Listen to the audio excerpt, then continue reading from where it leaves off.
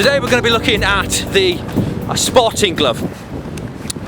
Now, I'm not a fisherman, or I'm not a hunter as well. Well, that's a slight lie. I do hunt, but I hunt with a camera. And this is why I went for a set of sporting gloves. In winter time, I love walking. I love walking off into the snow, that kind of thing. And getting your camera out to take those pictures of those snowscapes that you're just going to love can be a pain to take your gloves on and off. The sporting glove have a magnetic holding system for the thumb and the trigger finger. So there we go, the magnet, very straightforward, very simple, holds back like that, holds back well. Again, the thumb one, easy, put them back on again, loop through, very, very straightforward. So let's have a closer look at the glove itself. On the palm, you've got a really high quality, very supple leather, really good for gripping and just comfortable to use. On the back, you've got a material which is water resistant. Obviously, you've got a waterproof membrane underneath all that, and I found it to be hard wearing. And for sportsmen that want to conceal themselves a bit more, it's a good colour, and it's just a nice green anyway. It's not an offensive colour, far from it. Let's have a look at those fingertips. It's quite simple. Flick, flick, it's as simple as that. Really easy to put back as well. Again, simple as that, and back on.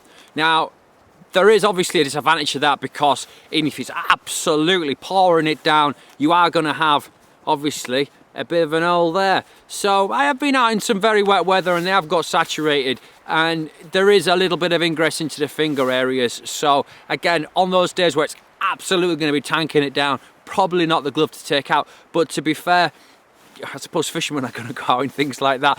But again, you're going to want to manipulate things in those kind of conditions. Hunters not so much, obviously, because of the guns. And photographers, again, I think these are really good photography products, what I use them for. And I think, again, in those kind of atrocious conditions, you're not going to be getting your camera kit out unless you've got something like an aqua pack covering it, and then it's a very different circumstance.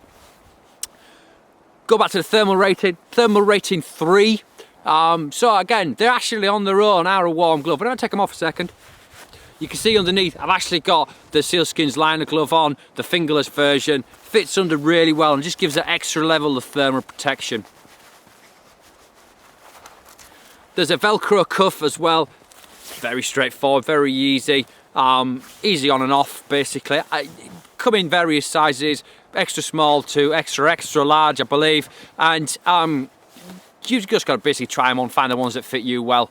I can feel my fingers now actually on this hand, and I'm just subconsciously just putting my fingertips back on there. And again, as soon as that's on, you get that thermal protection, you get that windproof, and that's just so convenient.